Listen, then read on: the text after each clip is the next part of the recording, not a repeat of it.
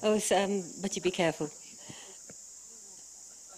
Sarah, I can see you're sitting in front. Is Anjum here? Perhaps you could both come up to stage.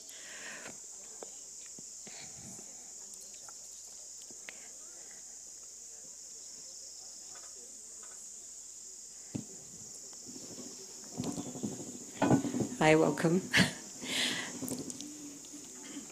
So while the ladies settle in, can I just tell you a little bit about Anjum? She's an Indian novelist, a short story writer, poet and editor. She graduated in philosophy from Northeastern Hill University in Shillong, and she currently lives in Bangalore in Karnataka. Chick Litty, this is not the book for you. I think at the end of a long day, everybody needs some of that. I certainly do.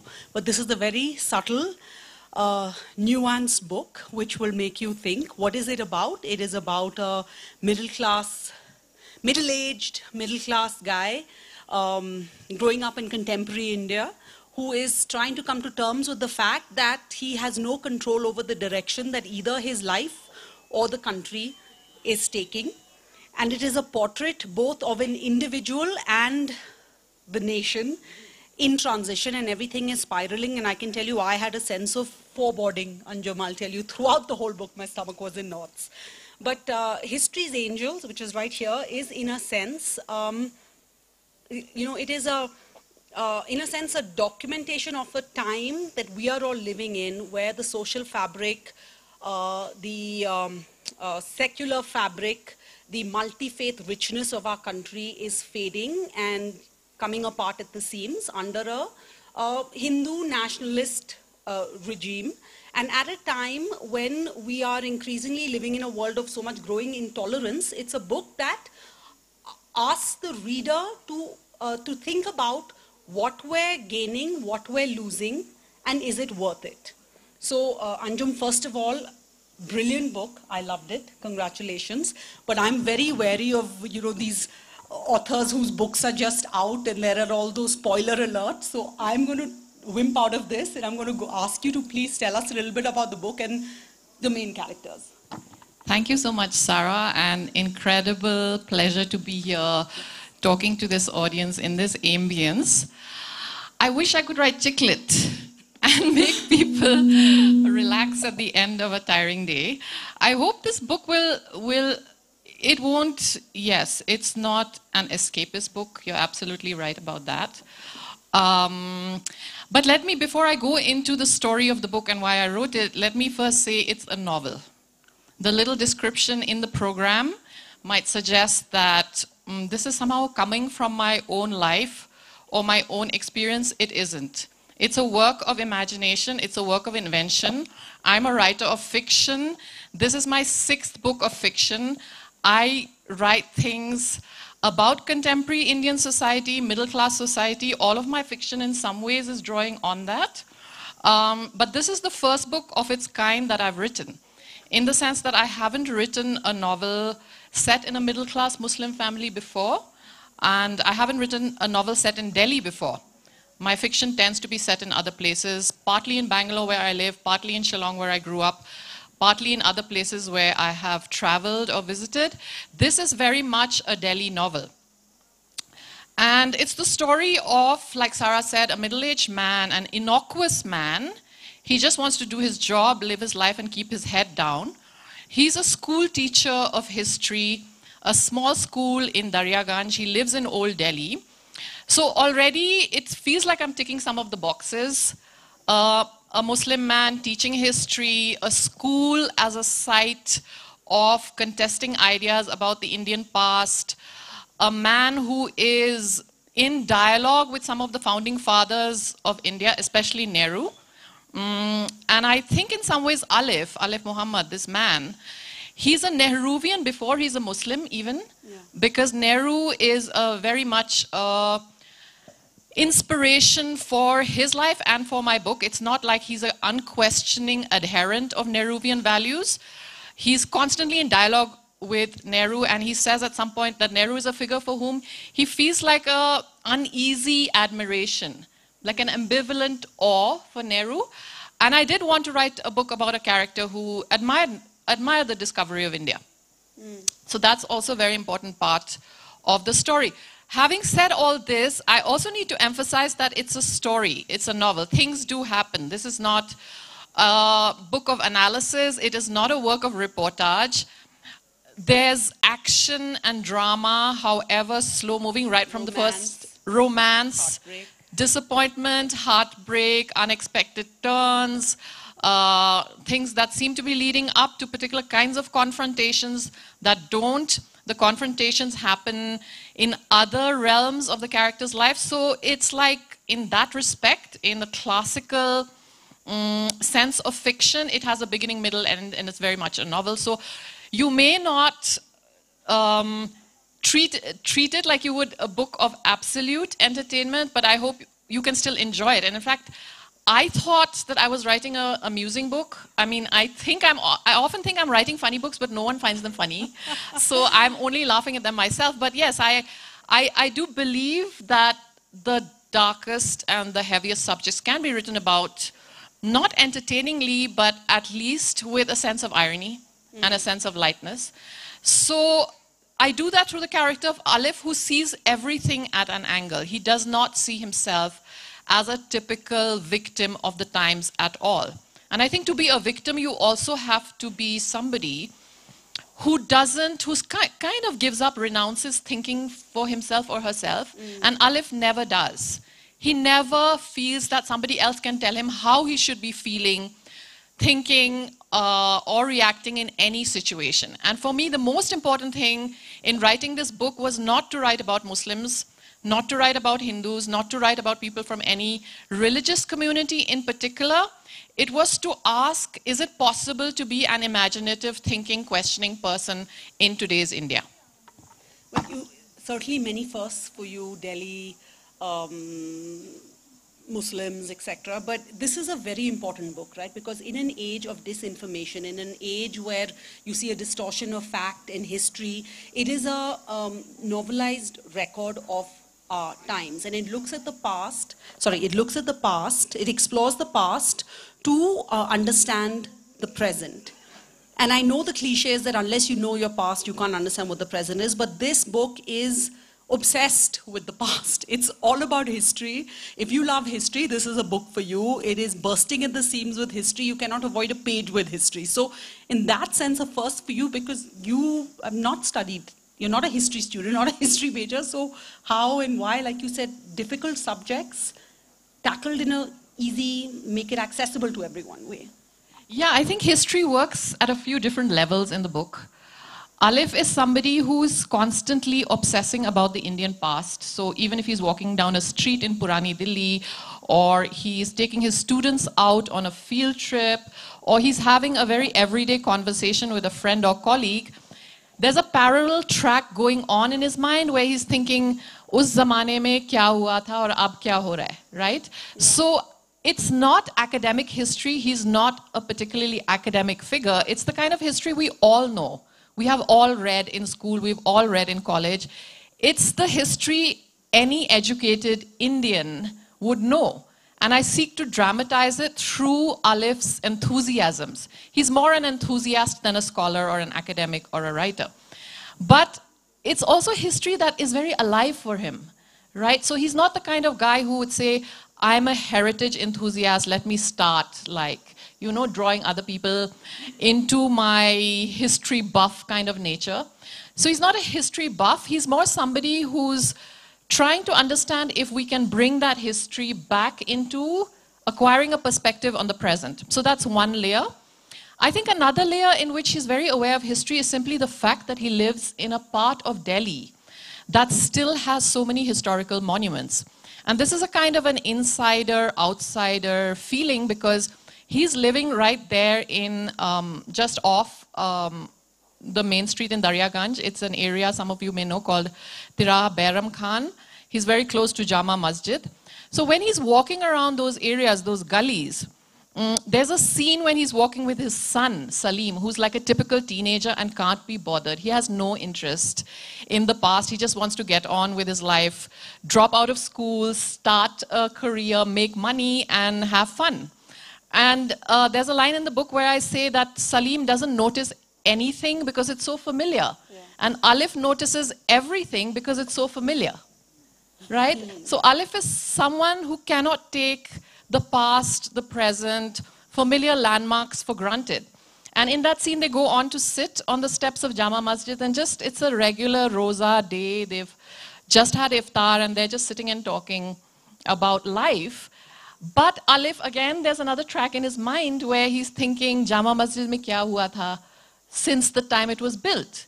And he knows that history. He knows what went into Shah Jahan's imagination. He knows how it was for Aurangzeb to come there when he was not a popular emperor, and how people would try and set upon him.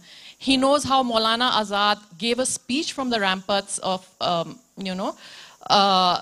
mosque saying, why did we choose partition?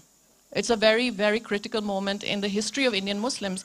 Maulana Azad being very, very broken about the fact that this happened. So all that history is also coming in as, not as a lecture, but just as these little pinpricks of conscience or of memory in Alif's head. So the attempt here is to take all of this Indian history and bring it into conversation with everyday life.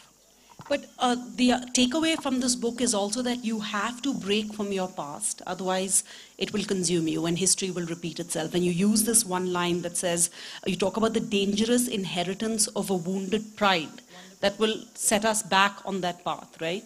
Absolutely. Yeah, I'm glad, Sarah, you picked that up, because that's, to me, again, a very critical observation. I'm quoting Nietzsche, or Aleph is quoting Nietzsche in that scene where he says, the madness of the centuries breaks out in us. Dangerous it is to be an heir. So this again is a very everyday scene. He and his wife are out in Noida looking for an apartment, and instead it becomes a conversation about history.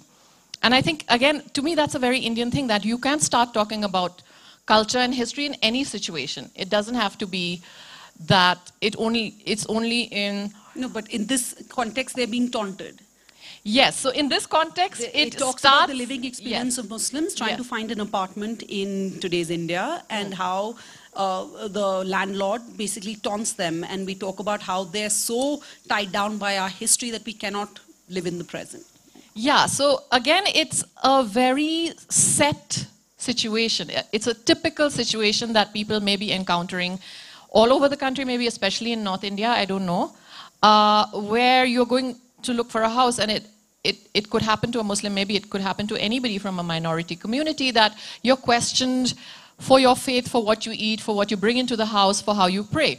And that's happening. But again, I would like to complicate it by saying that Alif, while he can see that these landlords, potential landlords, are being aggressive, as the scene ends, even insulting, but at the same time he feels sorry for the guy, right? He feels sorry for the guy because he realizes he has this burden of an Indian past that had this golden age. They're talking about the Gupta era. They're talking about the golden age of the 5th century AD, and they start trading all these names, right?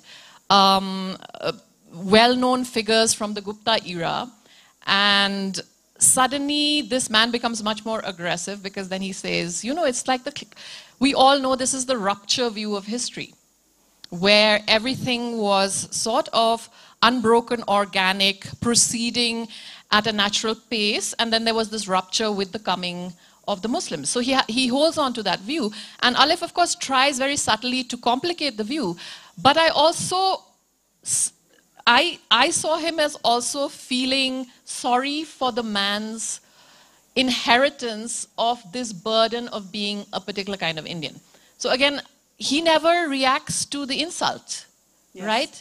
His wife is feeling more and more upset, but he is so lost in the very many complications of this problem that he actually never reacts as an insulted Muslim.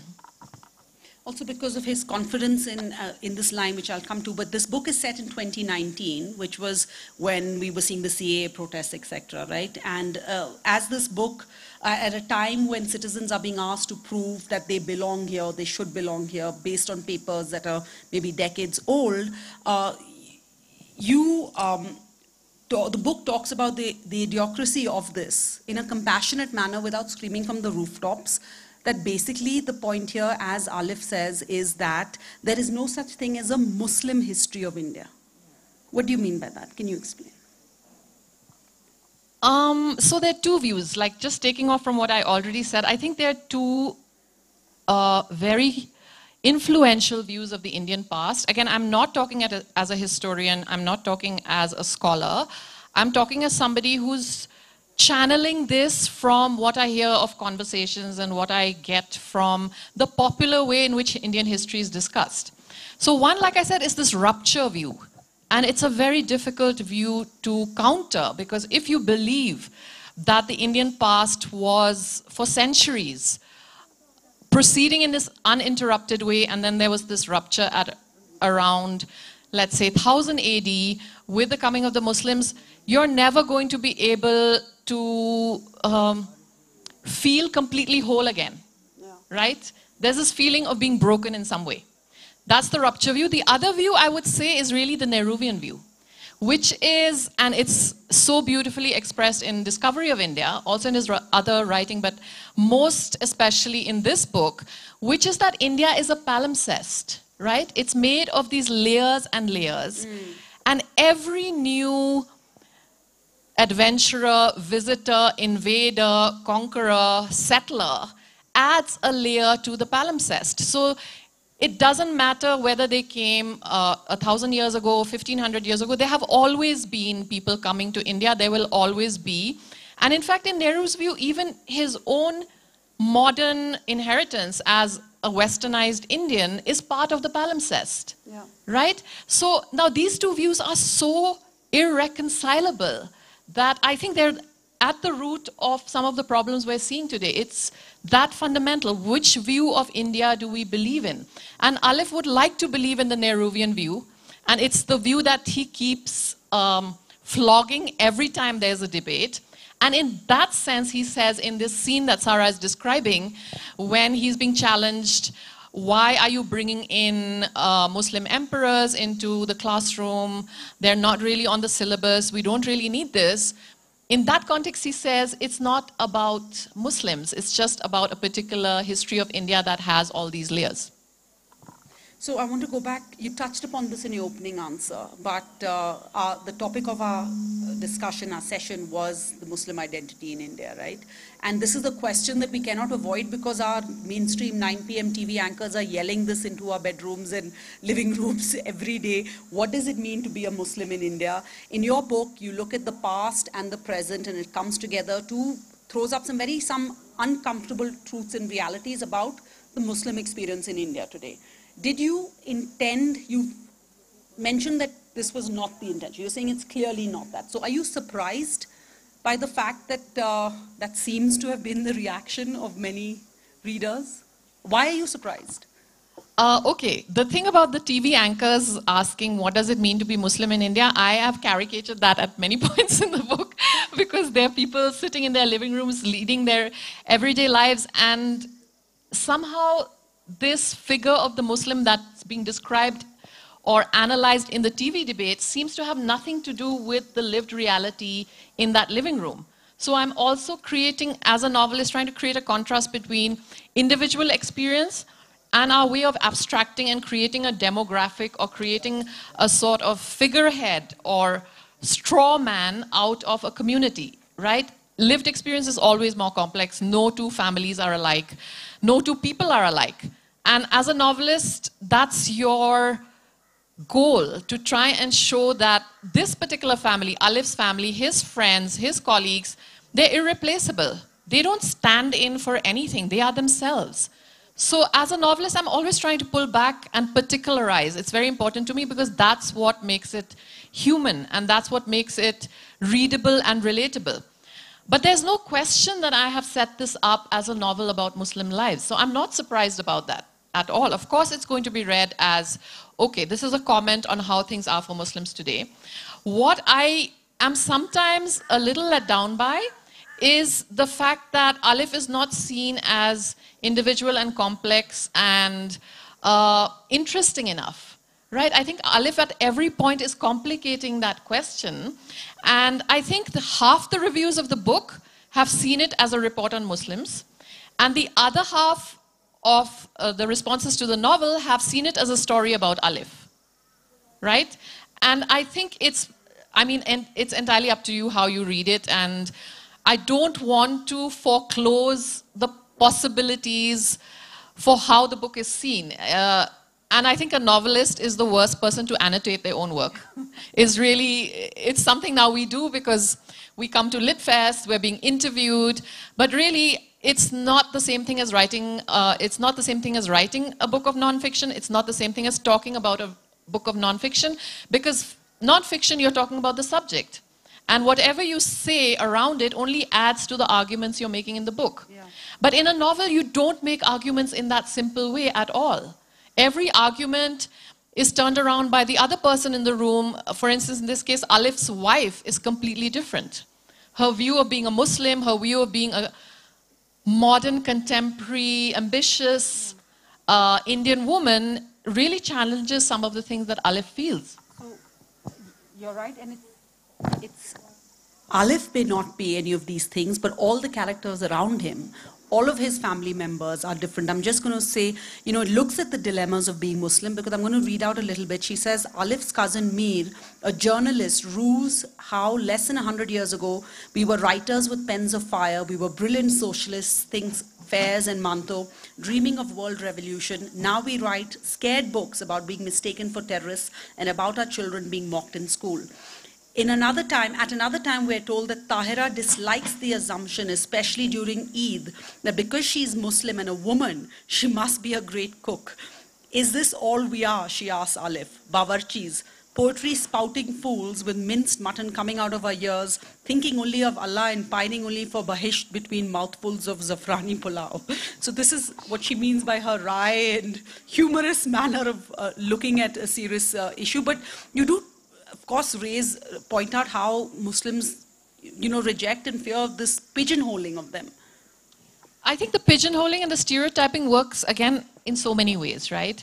Sometimes stereotypes are very useful, and we stereotype ourselves, because if we're on the back foot sometimes, from whatever community we belong to, sometimes it's comforting to say, yes, this is who we are, this is exactly how we're being treated, even if it may not be part of our personal experience. And there is a character in the novel called Ahmed, who is a help in the house of Alif's parents, and he very much gives into the stereotype because he's very disenfranchised in other ways. And indoctrinated. He's always been poor, he's never had a voice, and suddenly the imam at the mosque is given him a voice. So he doesn't have the resources to question that. And even though Alif does not take him seriously at all, he treats him as a recently converted hothead and just somebody who's just spouting nonsense, really. But that does become a counter-argument to Alif's. Sometimes Alif's, I think he's a little blasé about the pressure of the times. So I also have created characters who are feeling much more threatened, and want to much more strongly identify with their Muslimness. So I think what it's doing is also asking, what are the different ways to be Muslim in a contemporary Indian city? Okay, the bell's ringing. Let's talk a little bit about Traf. The other character in this book, of course, is Delhi. It's an ode to Delhi and all of her moods, Jamia Nagar, Noida, Old Delhi, etc., etc. You are not from, you're from Meghalaya, Shillong, born there, and then a Bangalore girl. So how did you decide and why Delhi? Well, I think novelists should take risks. And then get William Dalrymple to appreciate the book. That I don't know how. I didn't do that. I didn't do anything for that. That just happened. That was what the publishers worked on, thanks to them. But yeah, I think novelists do need to take risks. We do need to go out of comfort zones. I don't think it's necessary that just because I am not from a city, I can't write about it. The challenge was, can I write about it through the head of a character who has never left? This is very important about Alif, that he has lived there, studied there, worked there all his life, and he does not like to move and does not like to travel. So he is in fact Delhi. He is in fact 21st century Delhi in one sense. And So the question is not whether what my background is, what my biodata is. What's important is whether you, as you read the novel, find Alif convincing. That's all that matters. I feel like, again, this is something about the relationship between the writer's life and the lives they create in fiction.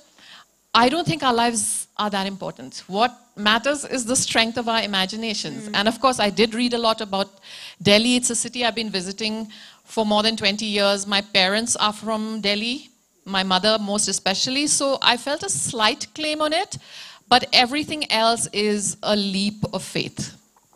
Also, talking about craft, the children are an important crux here, right? Using a 9-year-old to be the downfall of Alif really has a nuance that sends the message home. Why is this child so full of hate? Why does he make up a story about a beloved teacher? Why does he think he can get away with it, right? And on the other hand, like you mentioned, Alif's own kid, his own child is from a different like DNA stream. He has no interest in academics. He wants to be an entrepreneur. He is the new aspiring Indian, and Alif is just disconnected by that. So the use of children, was that thought of? The use of children is very challenging. How do you create a child who's not always childlike? You know, who can be saying things that seem to come from a place that you don't understand. And this character who becomes Alif's nemesis is on one side, he's just a naughty kid. He's just a little bit of a rascal. He's also quite charming in some ways. But he's saying these things that seem incredible. Where did he hear? So he's obviously picking up things from around him. But again there, Sarah, without wanting to give away too much about what happens, the idea was to not then go the well-trodden route and show him as belonging to a family where everyone's sitting around pulling down Muslims, right? So I also have to be constantly aware of the dangers of giving in to a well-worn narrative. And so again with the child, there's a unexpected turn. His background is not what you think it might be when you start reading the novel. So yeah, I guess life, it's about how you can channel life and make sure that it seems convincing and as realistic as possible, but it never seems like, oh, I knew this was coming. Tell us about the title, History's Angels. Why is that? It's, again, I'm channeling a historian here, a well-known left-wing German historian and essayist and writer called Walter Benjamin. And he has written a very famous series of small vignettes that come together in an essay called Thesis on the Philosophy of History. But the key thing about that essay is the figure of an angel. It's from a painting by Paul Klee, and it's in the essay when you read it. The image is reproduced there, and it's a very troubled-looking, unangelic-like angel who has his face turned towards the past and his wings are propelling him towards the future. So it's a brilliant image of conflict, of feeling conflicted, where you do want to return to a past, but you think it's out of reach. And the forces of the present, and I think those are here in my novel as well, making money, being successful, getting on, 21st century progress, that's the propulsion of the present. And so I thought that's a brilliant title for a book about a character who's both in the past and present. And I would have liked to have that image, but I think the cover character is even better. It's a painting by Imran Qureshi, and I thought it really fitted well with the idea of Alif. But you say you didn't want to have the conventional people expect what happens, right? In the end, there is heartbreak. And Alif, who is the dreamer, has to then get a normal humdrum day-to-day job, and his wife, Tahira, is never going to get out of the ghetto. So in the end, we know that is likely to happen. Yeah, I can't write a feel-good book. No chick-lit, no feel-good. I mean, you're thinking of the history of literature also. So that's the other thing you're in conversation with always, right? We've been talking about history, we've been talking about the Indian moment, we've been talking about Muslims, but we haven't talked about literature. So one is also always in conversation with the best books, the best novels one has read. And to me, I think the Russians are still unequaled.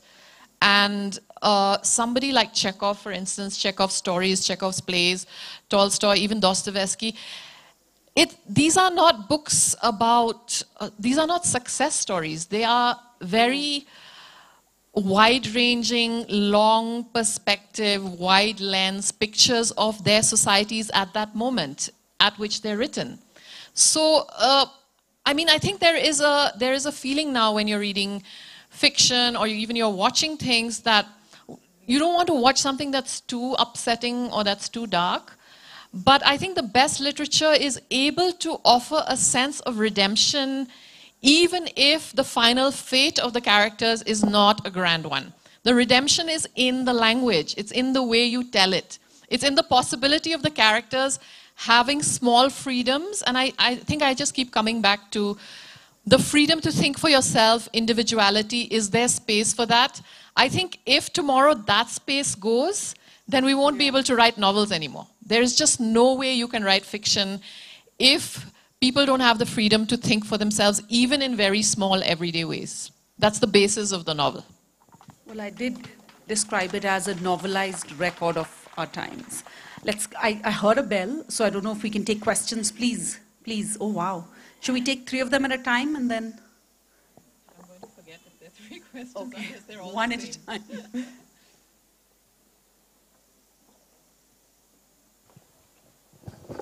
Hi, my name is Rajesh, and I have a question. Like, you know, I live in India, Hindu, Muslim. I always keep hearing I'm an atheist.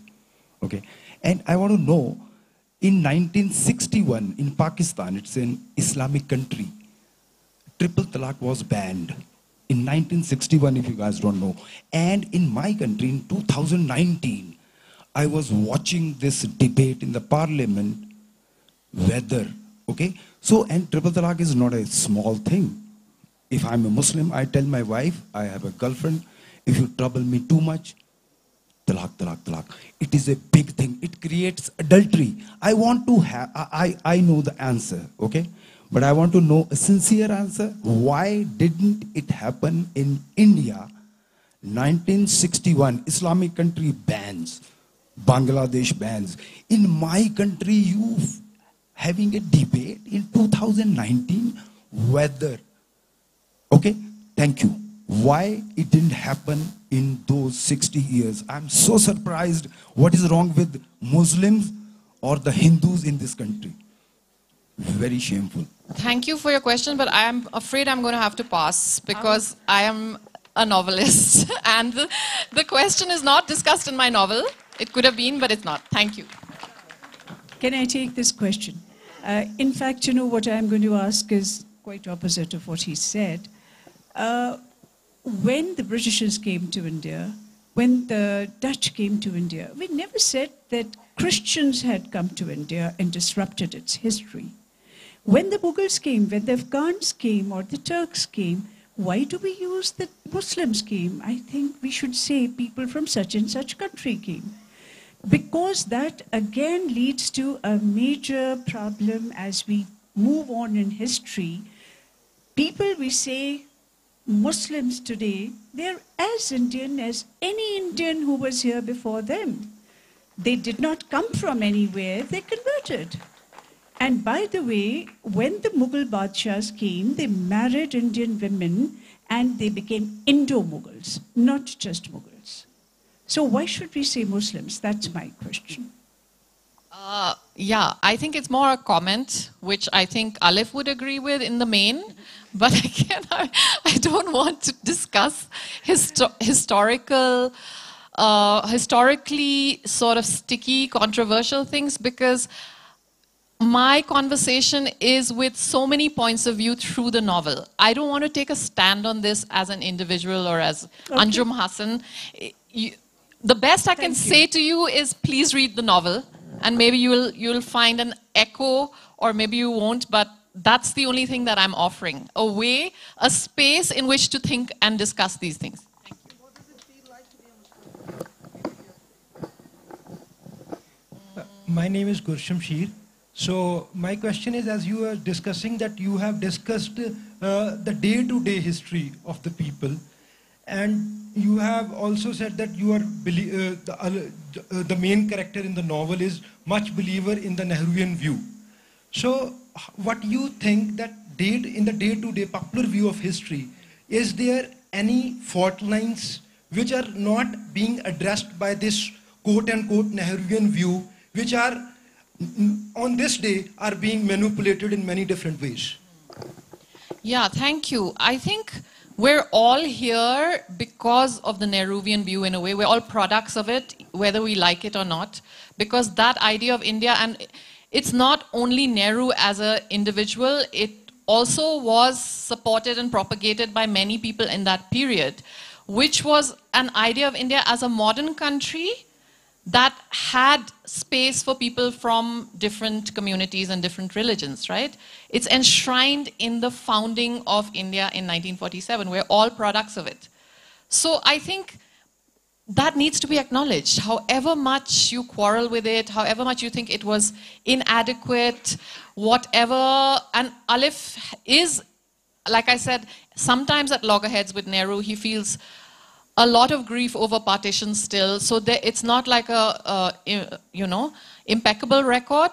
But I think the Nehruvian view is impossible to throw out unless we are all sure that we want a completely different idea of India that does not have this liberalism, simply put. And it's not to say that religion is not part of the texture or the very grain of the country. I don't think that's the Nehruvian view. If you read Discovery of India, as I'm sure many of you have, he's nowhere saying that. It's just that religion is so much part of everyday life, so much part of belief, it does not need to be part of the legal, the constitutional framework of the country, right? These two things can be separate. I think that's the basis of Nehruvian secularism. Not throwing out religion, just keeping it out of politics and law. So, yeah, I think that's broadly Alif's view.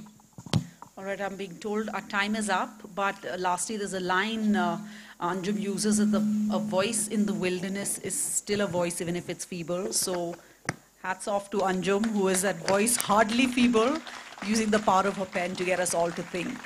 Thank you so much. Thank you, Sarah. That was lovely. Thank you so much.